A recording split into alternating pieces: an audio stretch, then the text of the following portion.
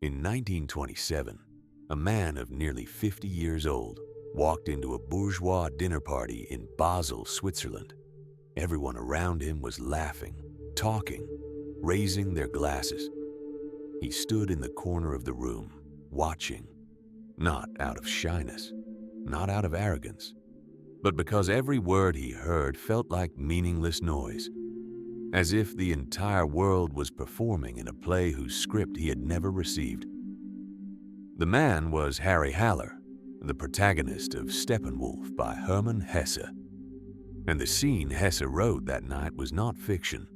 It was the most precise portrait of something millions of people feel every day, but rarely manage to put into words.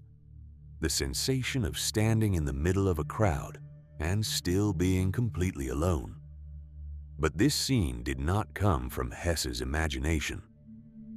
It was born from an idea that a German philosopher had articulated nearly a century earlier, an idea so uncomfortable that most people prefer to ignore it. Arthur Schopenhauer, one of the most brilliant and pessimistic thinkers who ever lived, made a claim that still provokes to this day. Intelligent people avoid social life not because they are incapable of connecting, but because they see what most people refuse to see. That most conversations are empty.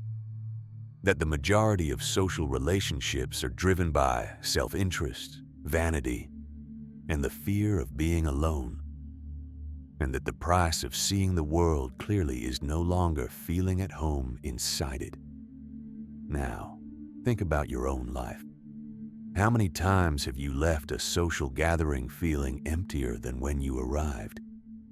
How many conversations have you had this week that actually meant something? How many times have you smiled, agreed, participated, and upon returning home felt like you were playing a role that wasn't yours? If that sounds familiar, it is not a coincidence, and it is not a flaw. It is a consequence that Schopenhauer described 2 centuries ago, that Hesse turned into one of the most widely read novels of the 20th century, and that modern psychology now confirms with data. Schopenhauer did not mince his words. For him, most social interactions were a collective farce, a grand theater where each person performs a carefully rehearsed role to hide who they really are. He called it the social comedy. The colleague who asks how you are without wanting the answer. The dinner where everyone talks about the same subjects, work, weather, gossip, without a single word meaning anything. The party where everyone is present but nobody is really there. In The World as Will and Representation, his major work, Schopenhauer argued that most people are governed by a blind, irrational impulse he called the will, a force that drives us from desire to desire with no direction and no purpose. The pursuit of status, the need for approval, the petty disputes over recognition, all of this was the will operating through people who don't even realize they are being controlled. Social life, in this view, was not connection.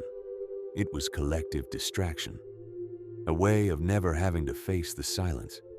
And the thinker, the artist, the intellectual, the genius, is the one who, by some accident of nature, manages to disconnect from the will long enough to see the world as it truly is.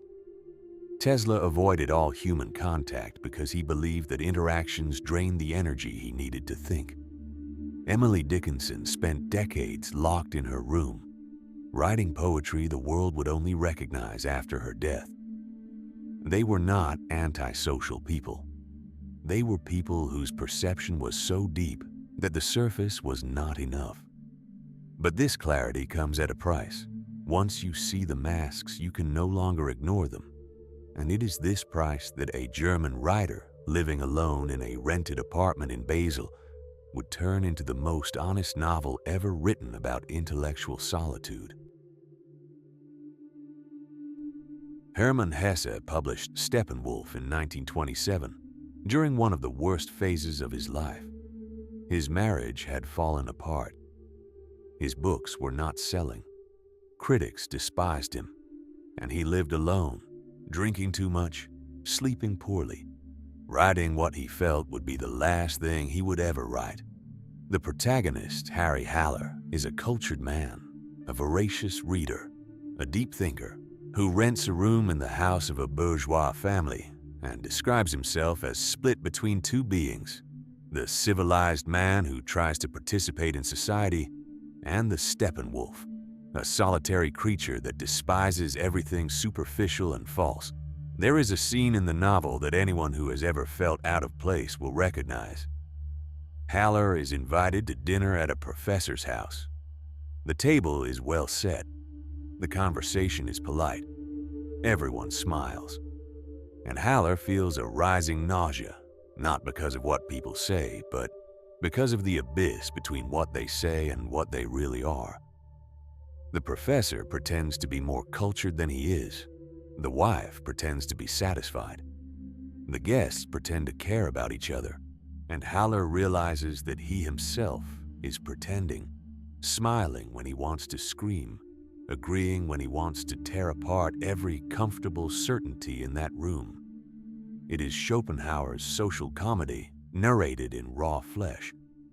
But Hesse goes beyond the diagnosis. He shows the emotional cost of seeing too much. Haller writes in his diary that he would rather die than spend one more evening at a dinner where everyone pretends that life makes sense. This is not melodrama. It is the portrait of someone who has lost the ability to participate in the collective illusion and hasn't yet found anything to put in its place. Because that is the dilemma that neither Schopenhauer nor Hesse resolve on their own. Is seeing beyond the masks a gift or a sentence? Is the thinker's solitude freedom or prison? Haller does not know. And for most of the novel, he believes the answer is the latter, that deep intelligence is a sentence of isolation without appeal. But the ending of the story tells a different tale. Modern psychology has an answer that neither Schopenhauer nor Haller had access to. In 2016, evolutionary psychologists Satoshi Kanazawa and Norman Lee published a study in the British Journal of Psychology that analyzed more than 15,000 people. The result contradicts everything popular culture teaches about happiness. For most people, more social interaction means more life satisfaction. But for people with above-average intelligence, the effect reverses. The more they are forced to socialize, the less happy they feel. Neuroscience explains why. There is a network in the brain that researchers call the default mode network, the neural system that activates when we are in silence, without external stimulation. It is the state where the deepest reflections emerge, where creative connections are made, where complex emotional processing takes place. People with high cognitive ability tend to have a more active default mode network. Silence is not emptiness for them. It is the ground where the deepest thinking happens. Interrupting this process with superficial conversation is not just annoying. It is like pulling someone out of a dream at the most important moment. Schopenhauer knew this without having a brain scanner. He knew that certain minds need more silence than others, and that this is not a flaw. It is nature. Psychologist Marilynn from Yale created a distinction he would have loved: the difference between loneliness and solitude. Loneliness is the pain of being disconnected against your will. Solitude is the state of being alone with purpose, with presence. Loneliness destroys. Solitude builds. And Hesse, without knowing any of this research, without access to any data, arrived at the same conclusion through fiction. Because at the end of Steppenwolf, Harry Haller does not kill himself. Despite everything, despite his contempt for the world, despite his existential nausea, he discovers something that changes everything. The division he felt between the civilized man and the wild wolf was false. He was not two beings at war. He was thousands, an entire multiplicity of voices, impulses, and contradictions that did not need to be resolved, only recognized. And perhaps this is the quietest truth of all. You do not need to choose between society and solitude. You do not need to force yourself to attend dinners that drain you to prove you are normal, nor lock yourself in isolation to prove you are deep. What Schopenhauer understood, what Hesse turned into literature, and what neuroscience now confirms, is something far simpler than it seems. Some minds were made for silence. And honoring that is not weakness. It is the rarest form of freedom. The next time you close the door, turn off your phone and feel that relief of being finally alone. Do not feel guilty. It is not coldness. It is not arrogance. It is not an inability to love. It is the sound of your own thought coming home. If this resonated with you, consider subscribing. Every week we explore the ideas that shaped who we are and who we might become.